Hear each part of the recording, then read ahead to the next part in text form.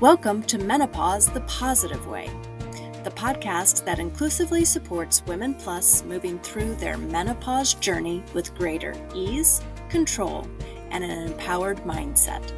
You can subscribe to this series wherever you get your podcasts. Brought to you by Positive Health, making life easier and helping you make a change for the better.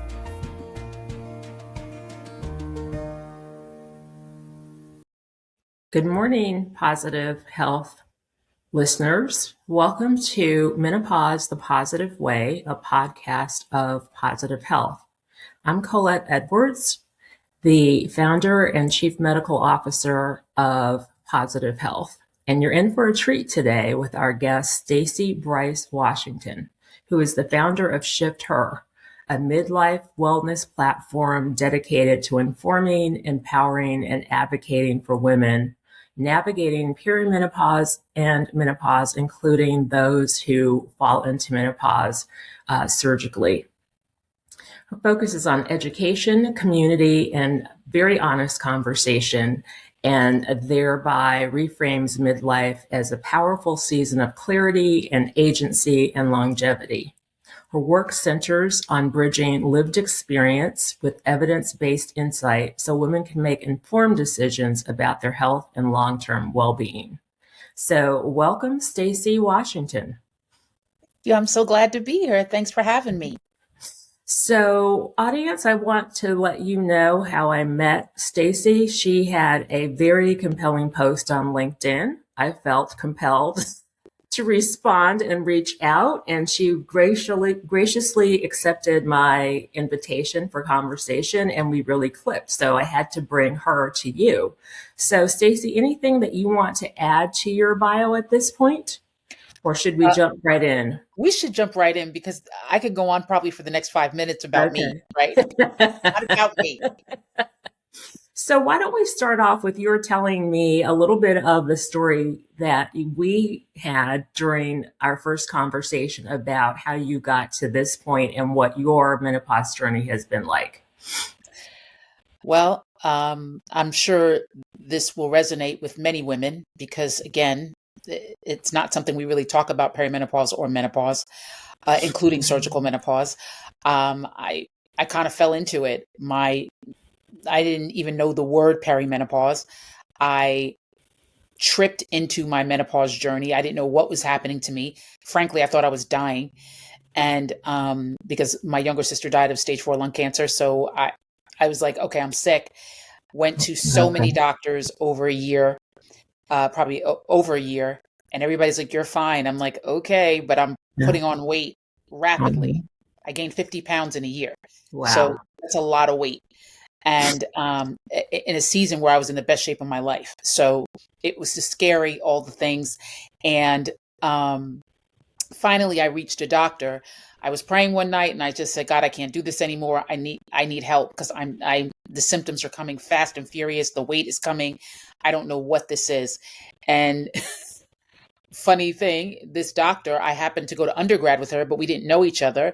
And when she heard my story, she took like 30 minutes with me, where we know that in a conventional medical setting, that doesn't really happen.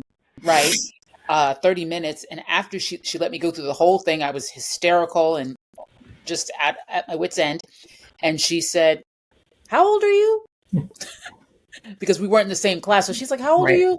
And at the time I was 49. Yeah, 49. And she said, you're in menopause. And I was like, what?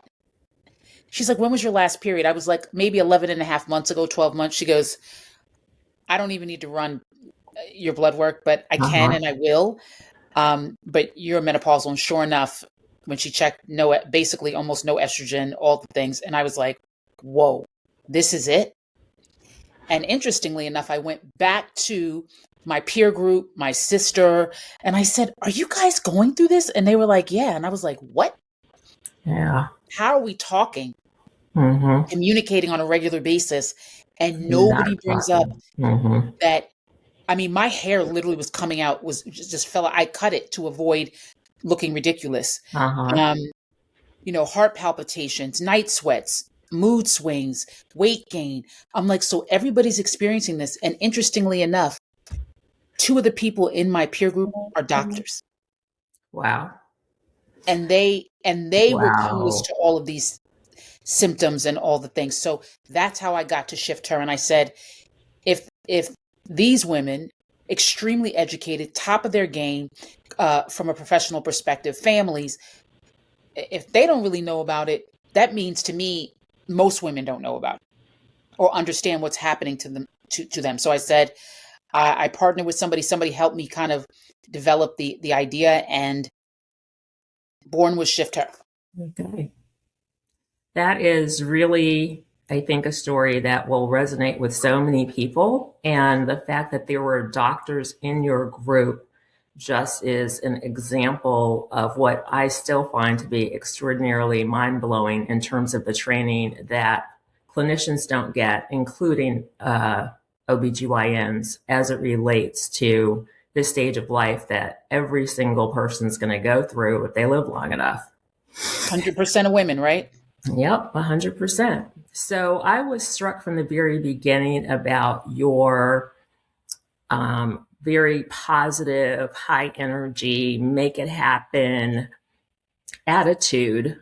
And it's very different than a lot of what the societal messaging is about loss and decline. So, can you tell us a little bit about your outlook, why you think that it's something that is dreaded by so many people, and how you view this time very differently than what we will typically see, hear, read about menopause when we see it in the media? Well, I mean, we do have to address the obvious, right? The patriarchy. I mean, the way it's set up is that women aren't any good once they reach beyond their childbearing years, right? Right. So it's like on to the next one. So I think in some ways, we're indoctrinated and trained this way to think that, once you hit this 40 something age, 50 something, 60 something age, that, you know what, it's time to lay back. It's time to relax. Don't worry about it. Let yourself go. There's basically no hope, right? Except for And being a babysitter, if correct. you have grandchildren. And there's that. Correct. No, and I could tell you that's interesting that you right. And I think that we like to break it down into generations. Everybody's like Gen X is not taking it anymore. Right. Well, I think I don't necessarily know if that's it. Or if it's just we're in an information age, right? So there's so much information flying back and forth, and we had a global pandemic, Right. where everybody was home, so these conversations just started happening, right? Because again, what else is everybody doing? Nothing. But I think that we have to address the obvious in the patriarchy. We have to address generations of in the United States, because in other countries it's not necessarily like this. In other cultures it's not necessarily like this. Women don't necessarily have value as they age. Well, what we're finding is that, right, we know women are living longer. They're not living better or well, but they're living longer. And I think the desire to want to live well really piqued its head. So I believe, from my perspective, I look at my mother and generations before her and my family, everybody had high blood pressure, diabetes, cholesterol, Mm-hmm. right? Metabolic panels are just not great. Mm-hmm. And they believe that that's part of aging. That's what they believed. And I was like, there's no way that can be, because I'm going to be 55 years old and I don't have any of those things. So I don't understand why that doesn't go together. Mm-hmm. And I think that for me, I know all of these metabolic issues can be dealt with. Even if you do have them now, they can be Mm-hmm. dealt with. They can be changed through diet, movement, all the things, right? We can get there, even medications, whatever it takes to get out of that state. But I think that the narrative is changing solely because people don't want to die. They don't want to die early, Mm-hmm. right? They don't want to live longer and be unwell. Right. And I think that's what's rearing its head. Because I will tell you, I don't know a lot of people that are on HRT or that are doing things that would help or move the needle as it relates to menopausal symptoms and things of that nature. What they're doing is they're working out, right? And maybe they're counting their macros, right? So in turn, that's of course impacting their metabolic health, right? But they're not necessarily dealing with what's happening with menopause, like the bone loss, right? Which we know can be catastrophic. Right. The heart disease, which we've talked about a million times. So I think that it's more about, I want to feel better, just in general, right? I want to live longer. Right. I want to be here for my kids. I want to see my grandkids. I think it's more about that versus it being about menopause, perimenopause, menopause, and or surgical menopause or longevity. To be honest with you, I think that I don't necessarily know if that's it. Does that make sense what I'm saying? That does make sense. And it kind of goes along with what a lot of people say in terms of, I just don't feel like myself anymore. And that becomes concerning, devastating, anxiety producing, and particularly if you have brain fog, kind of to your point, you then leap to the most extreme reason for your symptoms. So you touched on information a little bit.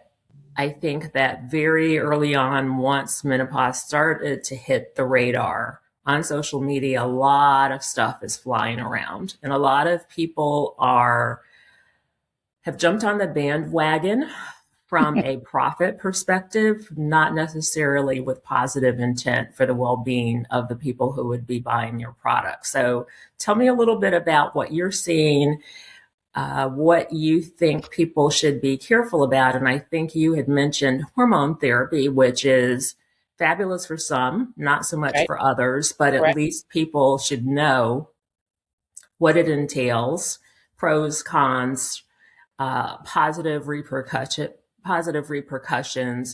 and especially in that area where there was misinterpretation of the Women's Health Initiative that then caused problems for decades. I now see in some instances that we're swinging to the other extreme where hormone therapy is going to be the be all end all, and it'll come with a butler and a driver.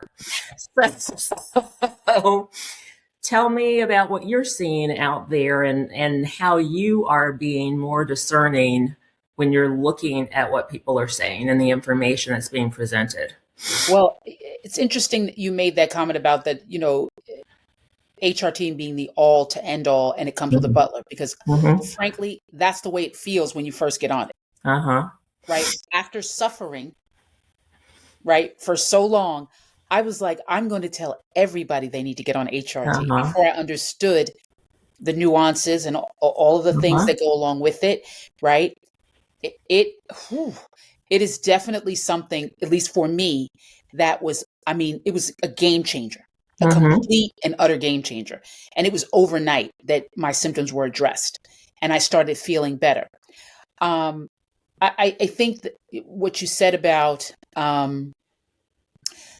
when women say, I don't feel like myself, I think part of the challenge is that we chase that. I want to feel like I did when I was 40. Well, how can you feel like you did when you're 40 when you're not anymore? You're not that anymore. So I think the moment I gave that up is the moment that things started to evolve for me and shift, if you will. How I look at this journey, this midlife menopausal longevity journey. I left the past behind. You have to, right? Because you can't change that. All you can do is deal with what is now.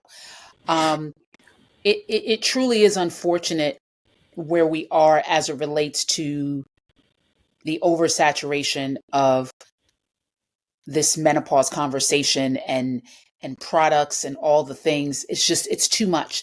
And I think a lot of women are tapping out also because they're like, this is just too much. I don't know who to believe. I don't know what to do. And there are very credible voices out there that frankly have been co-opted, right? So now, because people want to make money, and I think that it's okay to make money. We all know that it's okay to profit Right. and monetize something, but everything isn't for everybody. And that's what I'm seeing. People think everything is for everybody, like Mhm. HRT. It's not for everybody, right? What we do know is for everybody is food is medicine. We do Mhm. know this. That's for everybody. Mhm. You just have to find out where you fit in that space, right? Um, I'll tell you also what I'm seeing is that it's becoming a celebrity culture, Mhm. right? So it's like, oh, even the celebrities are involved. So people pay attention to something because they see somebody else doing it, right? That is Mhm. popular. And I think that that's a mistake because, again, they're being paid to do something, number one. Number two, they have tons of resources to be able to navigate the journey, like the GLP-1, like the hormone replacement therapy, all these things. So I think what I'm seeing is we're we're not using our discernment, right? And saying, okay, let me get with a credible practitioner, right? That understands the perimenopausal, menopausal journey, right? Understands the science behind it and how to positively impact my personal situation. Because I Mhm. believe we're all snowflakes, Mhm. right? We're all different. What works for Mhm. me may not work for you. Exactly. And I think that's what I'm seeing, and that's what we're trying to counter with shiftHER. That we're just giving you information for you to make an informed decision. We're putting the proper resources and credible people using science because it is still science, Yep. right? We still have to believe in science, Yes, like we what do. Paul said. Okay, right? We still need to do that, right? And as you know, I am somebody, I firmly believe in the integrative functional process of medicine. I do believe in food as medicine. I'm 1,000% um, an advocate of it. But again, sometimes you need different interventions. And I think that's what happens. People go to one extreme or the Right. other. Right. And of course, that's our culture now, right? We can't be Mhm. anywhere in the middle or both sides or whatever.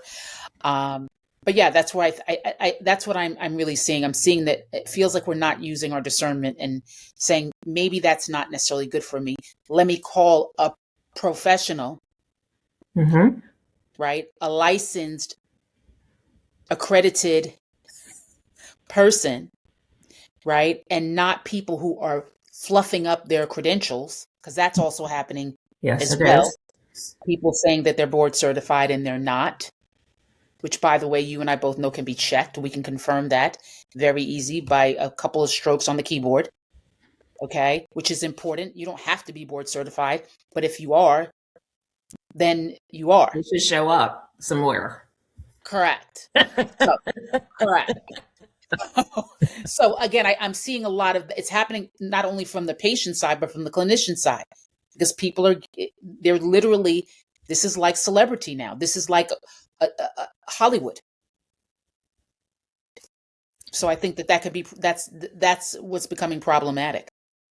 Well, and I'm glad that you hit on what I think is a very important message for people to get, that each person is an individual and each person's journey is unique. There are going to be some commonalities if you look at people at a population level, but then it comes down to what is going on with you specifically and what thing or combination of things that may change over time is really going to be what works for you. And it may take a while to figure out with a lot of tweaking and guidance to get there. So, it's kind of speaking about a unique journey. I think people would be interested in the regimen that you were on before all this happened, because I think when people see other people doing things, it makes them feel like they can do it too. It's because you had said that you were really at peak performance level when this whole thing started, and Yes. then you talked about surrendering this idea of being the way that you used to be. And I think people would be interested in what was that like and what did it take for you to come to peace and acceptance with that. Yeah, it took a lot. It Right. took I a would, lot. yes. Interestingly enough, on shiftHER we used to do lives every Wednesday, and I had a psychologist on. Her name was Dr. Her name is Dr. Ayana Abrams, and she is fantastic. And we were on the live, and I said, why am I having such a hard time? Um, I want to be who I used to be. I was Mm-hmm. strong. For me, what I wanted, I was muscular. Like, I mean, I was running. I was doing lifting weights, all the things. I was the weight I wanted to be. I was strong like I wanted to be. From the outside, I looked the way I wanted to look. The inside was pitch perfect. I mean, like my metabolic panel was pitch perfect. All my blood work was perfect. I mean, it was literally like Xanadu, Okay. right? And she said, long of the short is she said, because you're grieving. Mm-hmm. And I said, what? She said, you're grieving who you used to be. Mm-hmm. And you're not willing to let it go. That's what's happening. So you stay in this cycle because you're chasing that. Mm-hmm. And when she said that, something went on, and this was just 18 months ago. And it clicked in my head, and I said, oh my goodness, she's right. And I just had to let it go. I had to let it go. Right? She's like, it's like when 'cause I lost my father 8 years ago, and it feels like it was like literally 15 minutes ago to me. And she was talking about how it's the same exact thing. And I said, oh my. And I said, I gotta let this go. And it's still a journey, right? I'm Mm-hmm. still, like I look at the pictures, I go down Mm-hmm. memory lane constantly, Mm-hmm. but then I reset myself and I'm like, Stacey, you're almost 55 now. Mm-hmm. And so much has changed, right? Even in my life, right? So I think the process is give yourself grace, right? Um, Menopause is definitely this perimenopause and menopause situation is just something different. And it can have a really big party in your body, and before you know it, right, the house is a mess. Right. Right? And then you have to call the cleanup crew in. Say, okay, like what are we doing here, right? So you have to give yourself, I think you have to give yourself grace, because that's what I just started doing. And I really just started checking myself about what are you doing to impact the process, right? To make yourself feel good. You can't sit down and eat a bag of pirate booty. I don't know if anybody knows what that is. Yes. You can't sit down and eat a Yep. whole bag of pirate booty and then expect yourself to feel good. Right. Can't happen, right? Or not expect there to be night sweats, because that's a thing. Right. Right? For sure. At least for me, I've noticed that what I eat directly impacts Mm-hmm. what happens at night. Okay. And it's not that I don't have night sweats, it's that they're nowhere near as extreme when Right. when I'm really fueling my body properly. So I feel like it's also holding yourself accountable, giving yourself grace, holding yourself accountable, right? And set realistic goals for yourself. Not Mm-hmm. the goals that you had when you were 38 or Right. 43, Right. right? It's just not realistic, right? And understand that your body is going through a shift. And if you're not addressing that shift, if you're not addressing these things, you're going to continue down this path. Right. Well, I'm glad that you raised the issue of grieving, because I think that for a lot of people that it definitely is, particularly if it is someone who always wanted to have a child biologically and it just had not happened. And this is like a permanent shutting of the door.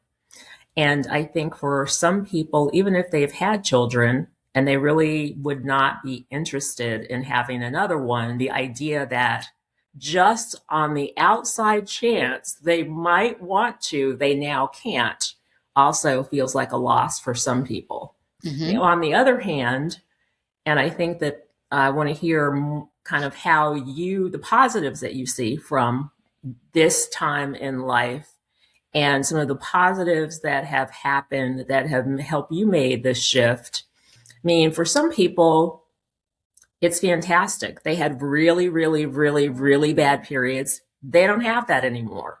They were worried that they were going to get pregnant. So sex always, there was something in the back of their mind having that fear. That's gone. So tell me about some of the positives that you see at this time of life, and how things have changed in a positive way for you during this period. Yeah, I think honestly, I'm at my best right now. Like, bar none, pound for pound, I am at my best right now. And I feel that every single woman needs to lean in right now, like during this journey, because this, to me, I everybody has heard me say this, people that are around me. I feel like Neo in the Matrix, right? Mm-hmm. If you go in when he realized he was the one, Uh-huh. it was like when I turned 50 and I really started to get my momentum about like what this is, what's happening. I was like, oh, wow. My boundaries started coming up in the proper places. My ability to say no Mm-hmm. became easy because I'm a need to please person. Not anymore. That went away. Mm-hmm. Right. And not being negative, but like things that you shouldn't be doing, right? That you're wondering why you're tired, right? Mm-hmm. Or you're doing things you shouldn't be doing. Nobody asked Right. you. You don't have to do it, right? Let's see. Oh my God, like there's so many things. I'm that person that the period going away was the best thing that could have happened to me. Okay. Yeah, like the best thing, right? No more pads, tampons, none of the cramping, that business, just constantly always worried what's happening. Like it was like a victory. That was the good thing. Uh-huh. So I actually thought my period was going away because I was working out so much. Okay. So that's where I was, how Uh-huh. much knowledge I had. That's what I thought. Okay. But it was a victory when it did. So I was like, yes, it's great. I think that this time in our lives is when we have more resources. Most people have more resources, right? Emotionally, mentally, physically, financially. I mean, in every way, right? You have more. You because you're wise. You've now amassed all of this information, all of these experiences, and here you are. And now you're able to put it into play, and you're still very active. You're still out working. You're still interacting with your friends and your family and all the things. This is like Xanadu again, Uh-huh. right? When you really grasp and lean into what's happening. Yeah, hot flashes are a disaster. And we all know it. It is the most ridiculous feeling inside and out that happens. But guess what? That's the smallest part of it, right? And so when you look at it, when you look at the in totality, it's like, well, wait a minute. Okay, so I have a hot flash every now and then, or quite frequently, but look how great my life is. Like that's the way I look at that. I think that that's also a thing that has happened to me. I look at like, you know what? My life's pretty darn good.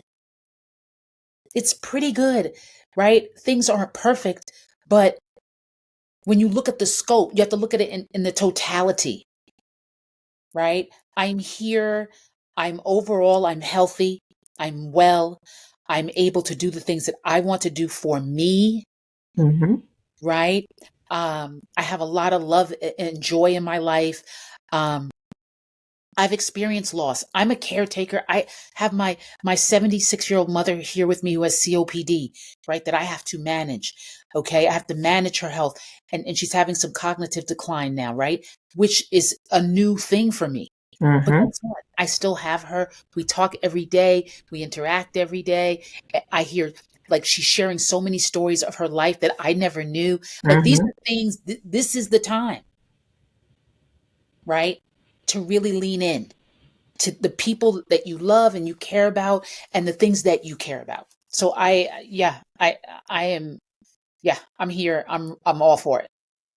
Well, and I think that this just points out how important it is for women to seek help, because it is happening at a time where career wise, many people are at their peak or about to just take off.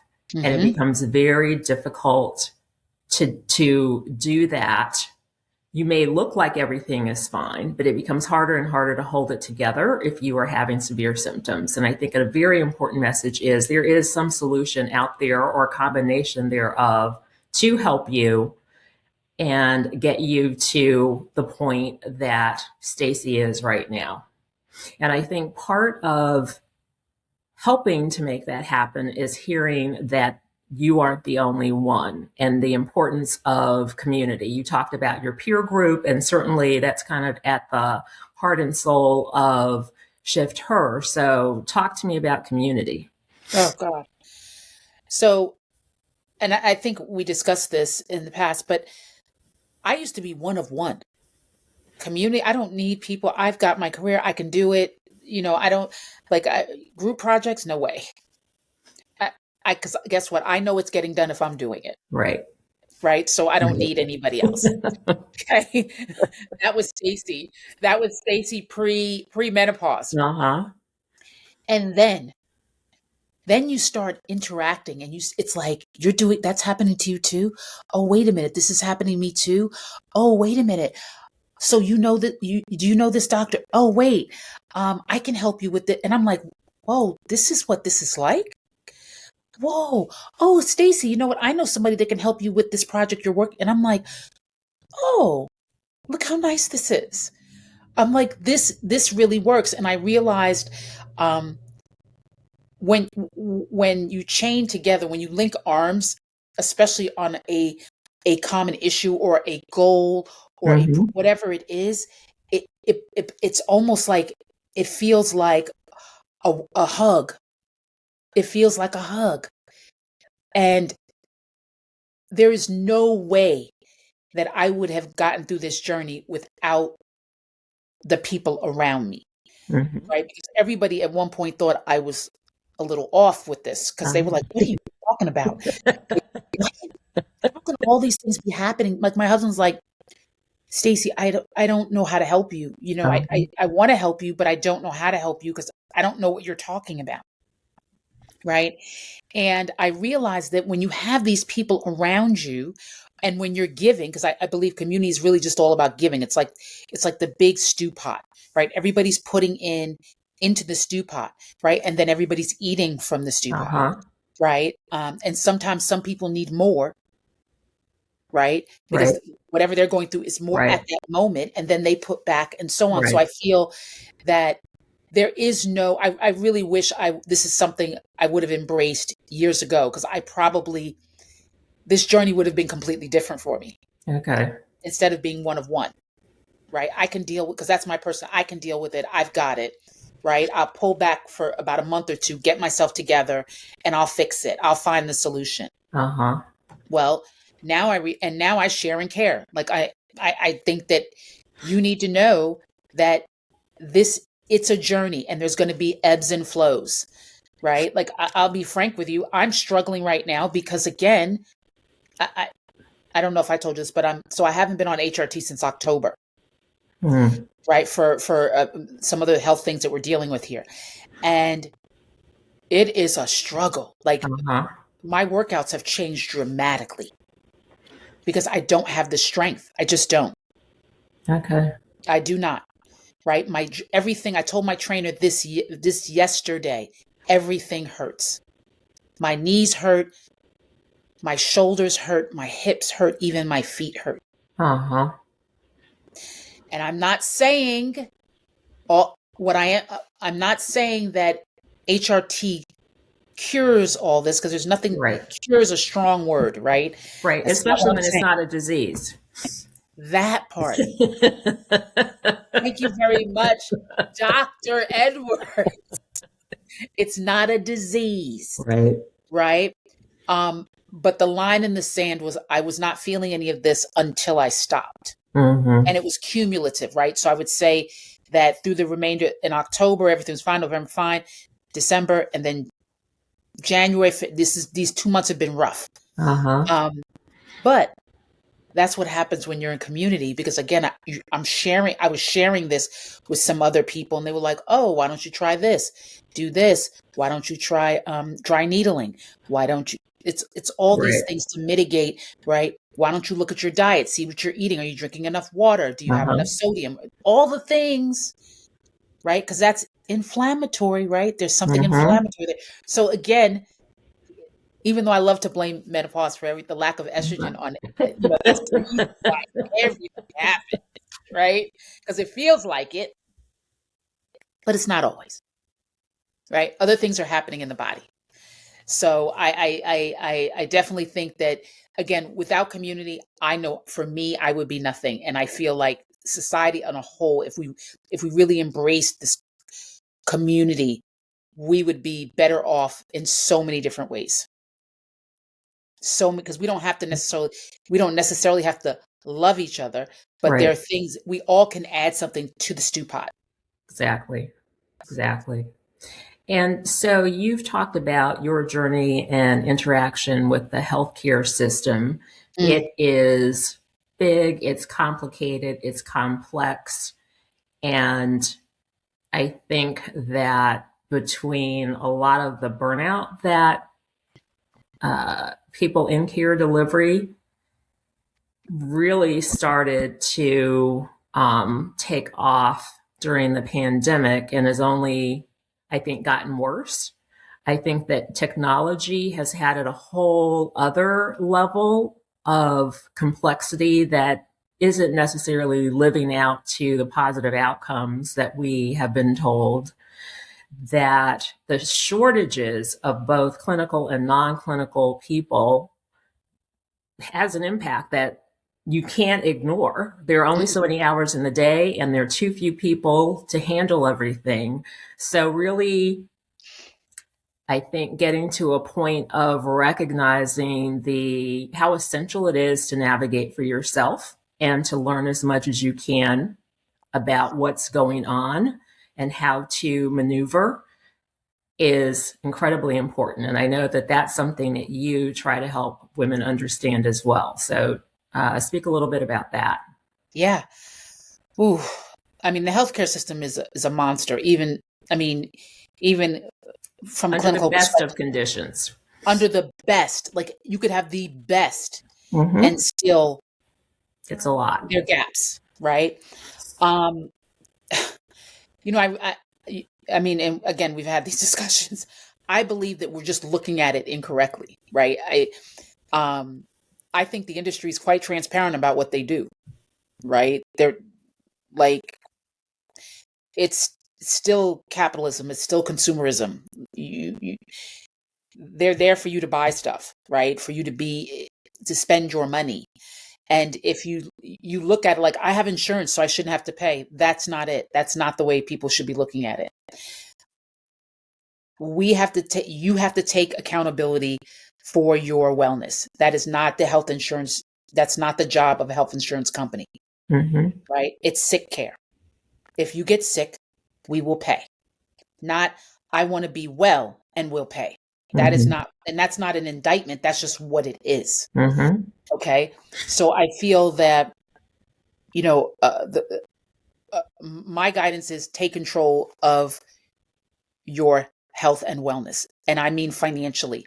I believe everybody should be setting money aside every month toward their wellness. Now, whether that's via FSA, HSA, or just dumping it somewhere, whatever, I firmly believe I self pay. Okay. It's not that I have great insurance, but there are certain things I want to do. I want to go to the sauna. I want to go to my functional medicine doctor, and I don't have time to figure out they're not going to pay for it because Right. we're being proactive. We're trying to find, they're actually looking for things, right? They're not going to pay for that. So there's no reason for me to frustrate myself, right? And get upset about and not do it when I have the resources to do it, right? And I think that's the problem. Even people with resources, like, I'm not paying for that. Okay, but you're paying to go to Paris. Like Mm-hmm. that does Mm-hmm. not add up to me. Mm-hmm. Um, because we're conditioned, right? Let's get the flu shot, let's get this shot, let's get that shot, and be clear, I'm not anti Right. Right. at all. But I am about, let's put our bodies in a position to fight, right? Across the board with everything. So for me, I spend money on vitamin C infusions, vitamin D, zinc, magnesium all year. all year. And frankly, this is the first year that I have not been sick with anything, nothing, right? And I just think the prevention part is where we need to lock in. And as it relates to insurance, is not going to pay for that prevention. It's just not, right? In addition, if, for instance, I told you I had to have a CAT scan done, a CT scan, and the insurance company was billing $3,700. My out of pocket would have been $1,800. And then I said, Stacey, what are you doing? I got on the phone. I found a imaging place. There are plenty of them. Had the doctor send that order to them. It was $400. I paid out of pocket. Mm-hmm. Instead of me paying out of pocket $1,800, it's still going to go toward my deductible. Mm-hmm. Right? We have to be smart and strategic about how we navigate the system, but you have to understand the rules first before you can get to this point. So the guidance I definitely have for folks is understand what you're dealing with first, right? If you're just worried about getting sick, then your insurance is going to pay. You get in a car accident, it's going to pay, right? If you get cancer, God forbid, you're going to pay. They're going to pay, right? But what about the prevention part?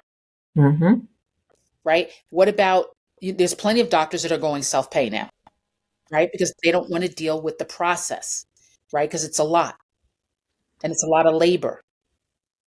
Okay. I think it's worth it definitely for people to self-pay. I just do. And it's not as astronomical as people think it is, right? You can get into programs where you're paying $150 a month, into these concierge medicine practices, right? And you can go when you want. You can go 100 times. It doesn't matter, which I think is the direction that healthcare is going. That's where we're all going to be eventually. Hopefully it won't get to that just simply because there are people who are going to get left behind, as always. 1,000%. But that's the problem. And that's a whole other conversation for sure. It shouldn't even be, because there's so much money flowing through the healthcare system that we should not have the problems that we're having. And really, there's enough money flowing in the system that no one should be without insurance. But like I said, that's a whole other conversation. Well, I don't even, and again, we don't have to belabor it, but it shouldn't even have to exist. Right? Like, that's my position. Like, it shouldn't even have to exist. If you're unwell, you should be able to go someplace and get what you need without even worrying about it, etc. Right? Like, that is not cool at all. We need that, right? We don't need to we shouldn't have to have insurance. God forbid you had cancer, you shouldn't even have to worry about it. Right. And other countries have pulled it off. Are they perfect? No. No. But just when you read these stories about the worries and the weight and the financial debt that people go into, that is just a foreign concept to them. It's like a whole other world. And again, my husband had a heart transplant. That bill was just, because it went on he waited in the hospital for 5 months for a heart. Mm-hmm. So, that was a ginormous bill. Mm-hmm. But guess what? We didn't get one bill. Not one. Because at the time, his insurance was ridiculous. It was just... I was going to say, some very, very special insurance. And he was at Emory. It was at Emory. It was all the things. It was the bells and whistles. Uh-huh. Okay? It really was. It felt like we were like, whoa. Like, this is really... Like, because we were just waiting. We were like, okay, the bills are going to come and we just have to prepare ourselves. And even though we were looking at the numbers, we were like, no, we really shouldn't get one, but we probably will because that's the way this works. Uh-huh. Never. But again, those kinds of plans don't exist anymore. Right. They just don't. Not at all. They don't. Nobody wants that, right? So I think that as it relates to this midlife journey, a lot of it, my HRT when I was taking it was compounded, right? Bioidentical, whatever, which that's a whole nother discussion that people have. Right. I like the compound pharmacy concept because that's where we used to be. Mm-hmm. before we got into this mass pharmaceutical environment. So that's my reason, but it's different for everybody. And I felt that I needed, because literally my prescription was changing like every 2 months, because I was going up and down and up and down and up and down. And that's another thing people don't understand, that just because you're on HRT doesn't mean that you're at the prescription for life. It, yes. You have to tweak, it gets tweaked. You have to understand that. Right. But I think that, again, that's another I was paying out of pocket, where people were like, well, you can go to the pharmacy and get, your estradiol patch for $5 or $10 or whatever it is. I'm like, one, the patch does not work for me. I wasn't absorbing. So I just think, again, it's one of these things, different for everybody. But I do think that understanding the health insurance, the process and your own insurance is very important. And also understanding, if you don't have insurance doesn't mean you don't have access. Right. So 2 more questions, because we could go on like this forever. Oh, we should. Like the very first time that we met. Yes. One question is, any key points that you would like to leave people with as takeaways? Oh, gosh. Again, inform yourself, get yourself informed, empower yourself, and advocate for yourself. That, we can't sit, you don't have to sit on the sidelines, right? It's not an easy journey. This midlife journey is not easy, because so many things are happening at once, right? You're having the symptoms, and they are 100% impacting you, right? It's really happening. It's not in your head at all. Right? So the things you're experiencing are real, but also we have aging parents. We have aging spouses, where everybody's aging. We have children, grandchildren, jobs. There's all these things happening. But one thing that I think women need to keep in mind is that we are the nucleus of the family. We are it. So we must take care of ourselves. My husband says this all the time to me. You need to take care of yourself first. Because without you, there's no trouble. Right. And he's very clear on that. I mean, honestly, he's so clear on it. Right? Go to bed. Guess what? And again, everybody doesn't have the access. Right. And I want to be clear about the position I'm speaking from.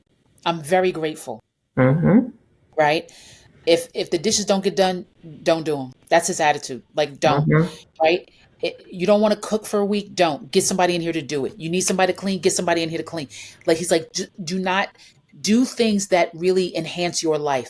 And I don't care where you are in your journey. I don't care your socioeconomic status, but the things that you can do, when you can, do it for yourself first, right? What they say on the plane, put your oxygen mask on first, right? Because things don't get done without you. That is the nature of who woman is. That is who we are. We are the backbone of society. But if we're not taking care of ourselves, we're all in trouble.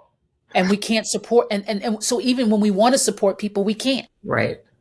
Because we've used our, remember we used to use pencil eraser. The eraser is a nub. Right. And you're not erasing anything. So that is, for me, that is A1. You first. Your oxygen mask on first. Okay. And just to close things out, audience, as you can tell, Stacey is a mover and a shaker. So just tell us a little bit about your side venture, which Buntish. Oh. So quickly, yep. Buntish a Pound Cakery. So our company, Buntish a Pound Cakery, is a pandemic baby. We were sitting at home dreaming about sweet treats, pound cake specifically. We couldn't find any on Uber and DoorDash. And so my husband said, why don't we start this company? I was like, who's going to bake? He said, you. So here we are 6 years later, and we have Buntish, which is a virtual bakery, and you can order www.buntish.com, and it's our take on the classic pound cake. Okay. Well, thank you so much for being a guest on the show. You've been fabulous. And audience, I'm sure you enjoyed the conversation as well. So until next time, take care of yourself. Yes.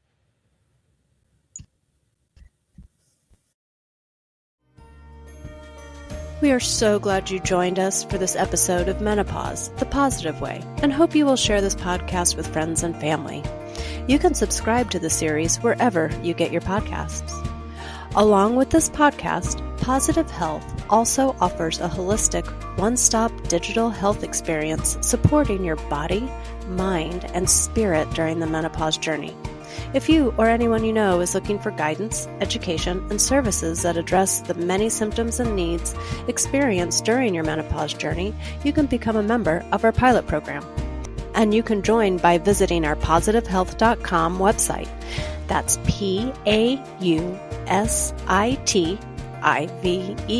health.com, making life easier and helping you make a change for the better. This is an educational podcast where the views of our guests do not necessarily reflect the views of Positive Health. The content is not intended to be a substitute for professional medical advice, diagnosis, or treatment. Positive Health does not provide medical advice.